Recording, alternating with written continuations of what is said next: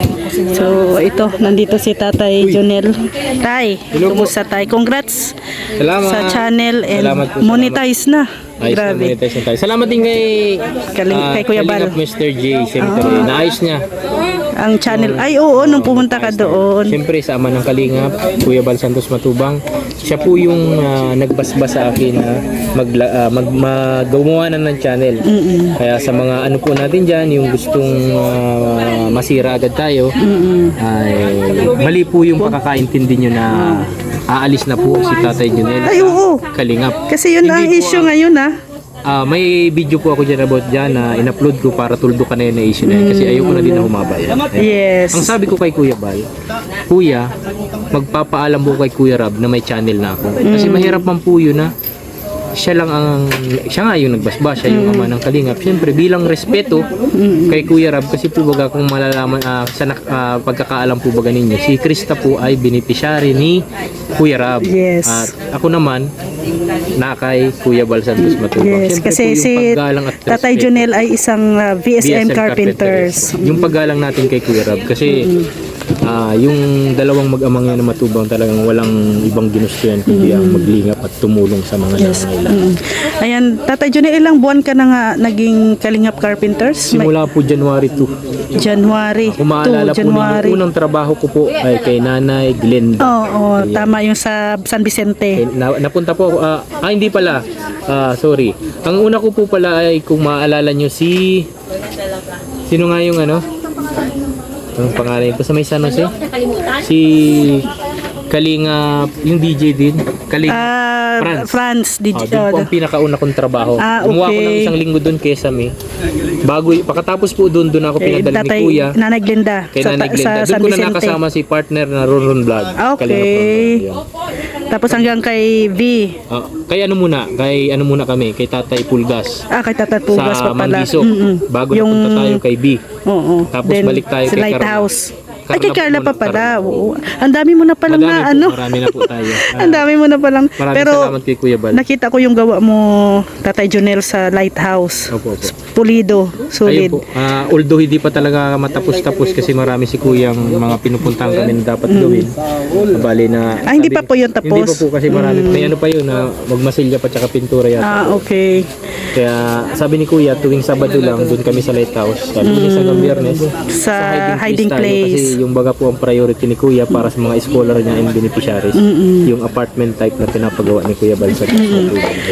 Kasi pag matapos ang apartment type na pinapagawa ni Kuya, yung bahay nyo naman daw. Sabi daw, ay, Hindi lang. yun ang maganda. Ano na natin? I-claim it na natin yun. Oo. Salamat po, salamat. Kasi- Salamat sa mga Supporters. supporters, saka mga nagbigay ng Sponsors. tulong para dun sa lupa ni Krista, para dun sa pabahay. May budget na daw po, sabi ni Kuya Rab. At itinon over na ni Kuya Rab kay Kuya Ray. Ray. Siya na mag-handle ng pabahay ni Krista. Ayan, Kuya Jonel, mayroon ka na bang kumbaga sketch plan? Ayun po, about sa plano Sa po ay may mga nagpagsabi na sa atin na mga natin sa mga comment na may plano po ang bahay ni Krista. True story daw. Sabi nila po nagbabasa lang naman tayo ng mga comment at maganda po ang plano. Kasi talagang pinaghandaan ng mga grupo ng ni Chris na sumusuporta sa ni Chris yung pabahay kay Krista.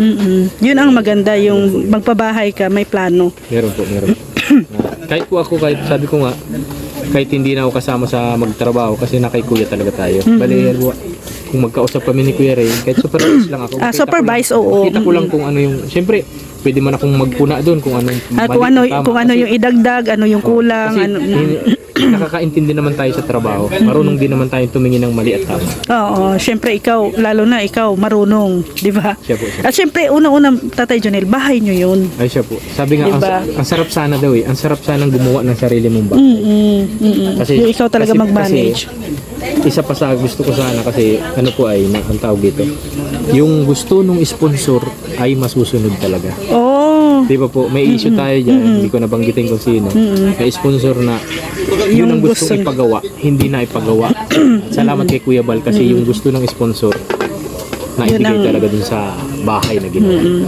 sana sa inyo din, ganun din. Ganun po sana kasi ay maiwasan natin yung pagdating ng panahon ay may feedback tayo sa mga Yes. sponsor. Pero ito, Tatay Jonel, syempre, bilang tatay ni Krista at minor de edad, pero ilang taon na lang, 1.5 or Wala na- hindi abot ng pwede. 2. Mga isang taon may 8 buwan siguro. Oo. May So, mga nagbibilang nasa ano na siya, may Age of nagbibilang. 18. May nakikita na ako sa vlog ko. Yung mga, May nagbibilang. may ano dan? May year, Countdown. may month, may araw. Sabi ko nga, kulang na lang ito ng oras. Kumpleto na. Nakakatawa talaga mga supporters ano. Pero pero ito Tatay Jonel bilang tatay ni Krista bilang tatay ni Krista. Ano ba ang Siyempre tayo magulang naghahangad tayo ng kumbaga para sa ating mga anak. Pwede na yan. 'Di ba? Yung magiging future nila future. lalo na isa na doon ang mapapangasawa nila. Yes. Ano yung wish mo lang na sana ganong mga ideal man ang gusto mong mahanap Ayun po, ni Krista? para sa akin kung halimbawa po pagdating ng panahon, makakahanap si Krista ng sabi mo nga mapapangasawa or makakasama sa buhay. May ideal man na po ako kaya siyempre nasa sa nagulat kanya ka, man din yun nagulat ka. kung talagang sila ay para sa isa't isa. Hindi ko napapangalanan, alam nyo na yun. Oo. Gets na nila yon. Nasa kanila na yun.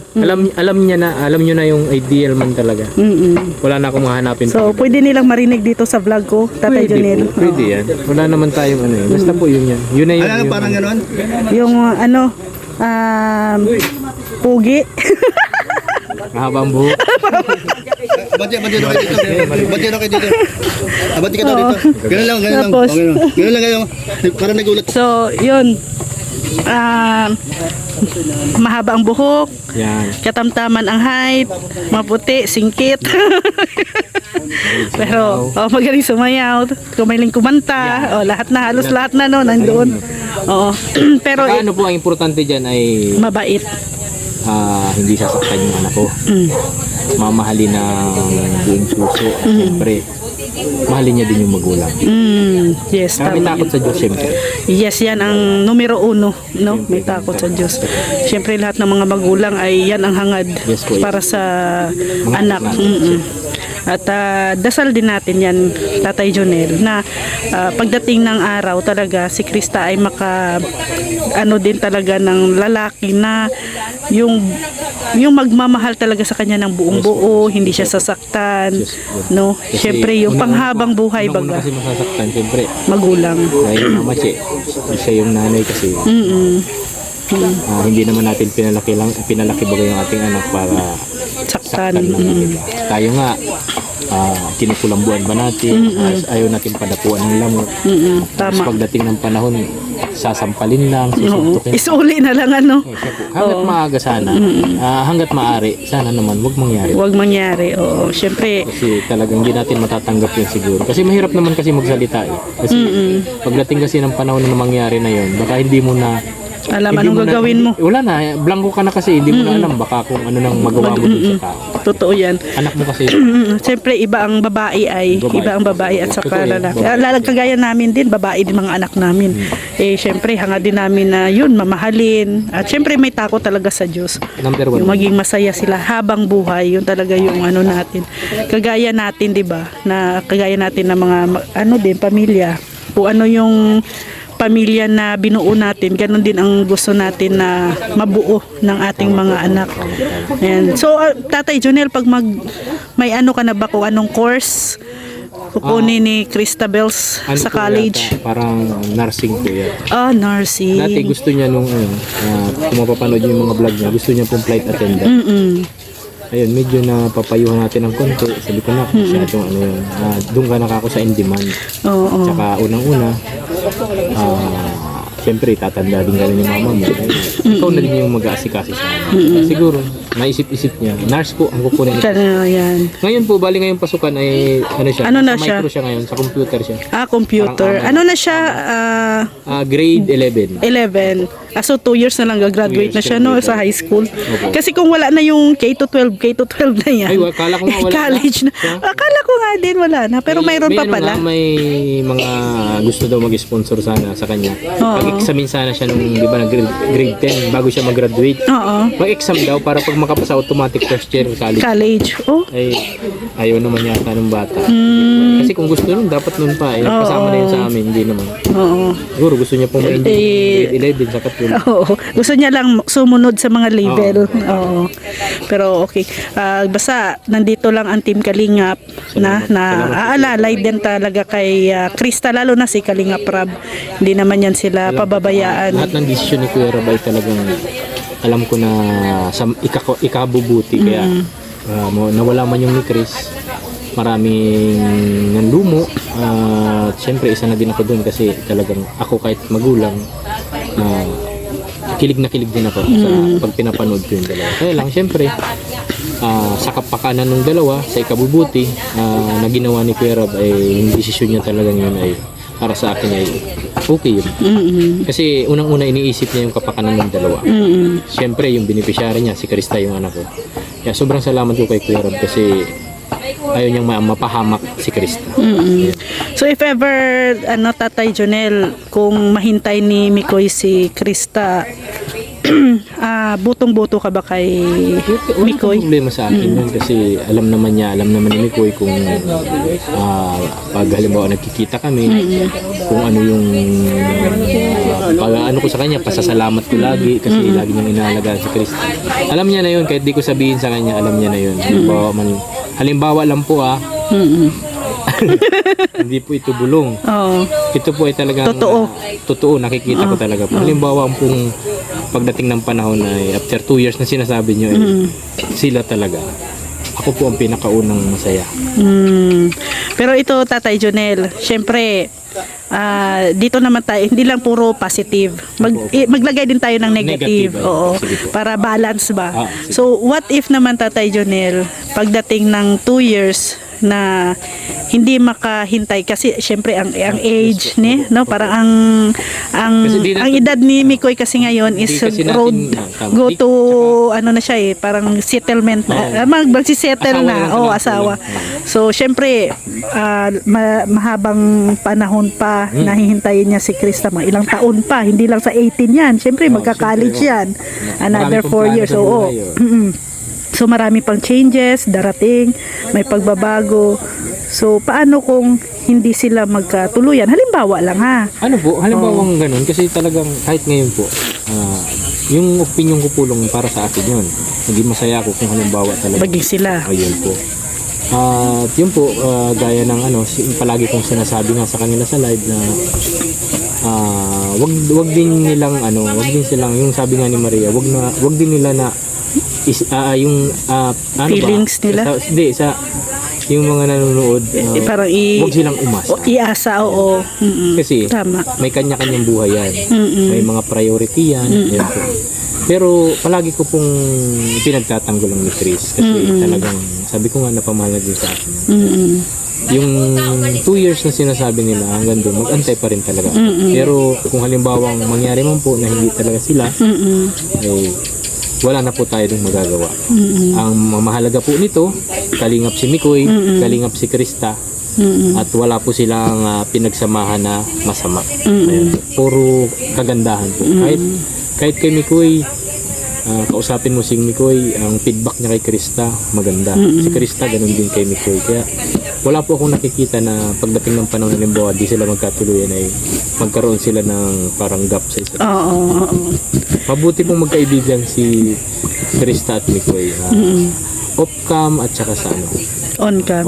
Pero ito, Tatay Jonel, sikreto lang natin. Ano po? Sikreto lang natin to. Tayo lang nakakaalam. Sige. Tatay Jonel, dumadalaw ba si Mikoy sa bahay nyo? Ayun po, si Mikoy po, minsan hinahatid po si Krista. Ayun, grabe. Hinahatid, hindi po ko nagsisinungaling. Kahit po sa mga sinasabi ko po yan.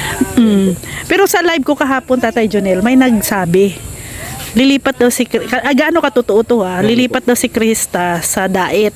Doon daw mag-aaral. Opo, doon po Totoo. talaga siya. Doon siya. Pero sa bahay pa rin. Kasi po yung maghatid sundo. Oo nga. Ikaw. Kasi ang sabi kasi nang nag-comment, si Mikoy ang maghatid sundo. Ayan na. Nangyayari lang po kasi yun na si Mikoy minsan ang naghahatid pag halimbawa in-invite ni si Mikoy si Krista, halimbawa may pakain yung sponsor. Okasyon. May pakain yung sponsor, syempre hinatid niya. Minsan pag nag-live sila sa Velvet, Yun. silang dalawa, yun. Ako Hatid. maghatid doon, si Mikoy ang maghatid pa uwi. Oo. Yun yung sinasabi ko na hinahatid. Hatid ng Krista. oo. Pero yung sinasabi na Mag-aaral. yung sabi mo nga Pag mag-aral do sa Daet, hatid sundo ni kasi malapit kay Mikoy. Pero ayan si Tatay Jonel po ang maghatid sundo kay Ayan po. Christabel. Ako po ang maghatid sundo.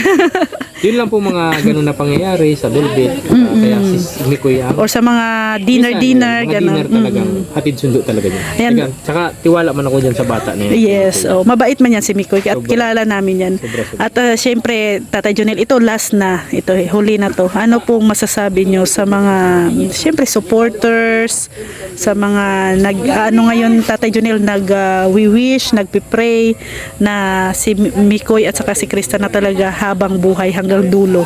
Ano pong masasabi nyo sa kanila? Ayun po, sana po ganun ang mangyari. Ano po. Pero siyempre po may ano tayo, may positive tsaka negative. Yes. Siyempre po. Yung positive kasama nyo ako doon. Mm-hmm. Alam nyo naman yan kahit sa live, ipinaglalaban ko yan ni Chris. Eh siyempre, hindi natin kasi masasabi ang panahon. Bilog baga po ang mundo. Di baga po. Hindi natin hindi natin malaman bukas or ano. Kasi may mga kanya-kanyang isip po ang ating minamahal na tandem yung ni Chris yung dalawa na yan. Kaya hindi ko din po pwedeng diktahan si Krista na ganito ang gawin mo. At hindi ko rin pwedeng takutin si Mikoy na ganito. Ganun po, di ba? Kaya ang masasabi ko dyan ayan, kung ano po yung nasa isip ninyo, ipaglaban nyo yun. Kasama nyo ako dyan. Pero kung ano man po ang pagdating ng panahon na kalalabasan nito, after 2 years na sinasabi, sana po hindi kayo mawala sa hindi mawala yung supporter ng Chris sa dalawa. Ganun pa rin. Although ganun nga ang mangyari, halimbawa, hindi lang kayo kasi ang masasaktan, pati ako masasaktan ako. Yes, siyempre. oo. Kaya lang,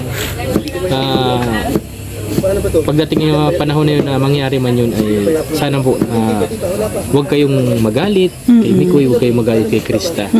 At syempre wag silang magalit kay Kalinga Prab, kay Huwag Kuya sila- Val, sa syempre. inyo, di ba? Gaya niya, ngayon marami nagalit kay Kuya Rab kasi ano daw yung Chris. Sabi ko, huwag kayong magalit kasi nga yung desisyon ni Kuya Rab ay Good naman para yun. sa dalawa. Para sa ikabubuti. Kaya yun po. Kaya thank you Tatay Jonel Sige sa po. iyong Salamat po. Ito first time ko to na interview si Tatay Jonel. Salamat din po Thank pala you. sa mga viewers natin. Basta support nyo po Kalingap Kalingap Tatay Tatay Jonel. Ayan, maraming salamat. Ayan guys, no? Narong matinding sigaw ni Tatay Jonel guys. Grabe. So, yun sa mga nga nag-comment kahapon sa aking live tungkol doon sa paghatid sundo sa school.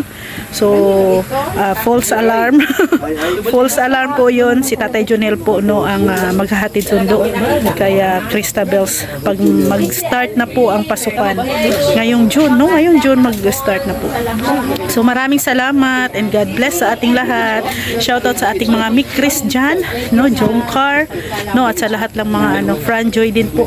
Lahat ng mga love teams, no? Na nandyan, na nakasupport sa Team Kalingap. Maraming salamat. God bless and have a nice day.